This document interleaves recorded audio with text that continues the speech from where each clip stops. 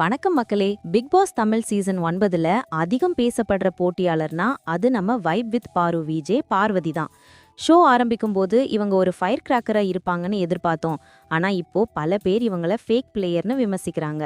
குறிப்பா இவங்க சத்தமா பேசுறாங்களே தவிர பேசுற விஷயத்துல ஸ்ட்ராங் பாயிண்ட் இல்லைன்னும், சக போட்டியாளர்கள் மேல ஒரு புள்ளி கேங் மனநிலையை காட்டுறாங்கன்னும் குற்றச்சாட்டு இருக்கு. சமீபத்துல விஜய் சேதுபதி சாரே நேரடியா நீங்க பண்றது வல்ஜாரிட்டின்னு கண்டிச்சது சோஷியல் மீடியால பெரிய விவாதமாச்சு. அது மட்டும் இல்லாம கம்ருதீன் மற்றும் திவாகர் கூட இவங்க பழகுன விதம் ஒரு லவ் ட்ராக் மாதிரி தெரிஞ்சாலும் அது ஆடியன்ஸ்க்கு கொஞ்சம் எரிச்சலை தான் தந்தது. ஆனா இன்னொரு பக்கம் டாஸ்க்னு வந்துட்டா இவங்க போடுற எஃபர்ட் சும்மா வெறித்தனமா இருக்கு. குறிப்பா அவங்க அம்மாவை பத்தி பேசின அந்த எமோஷனல் எபிசோட் பலரை கலங்க வச்சுது.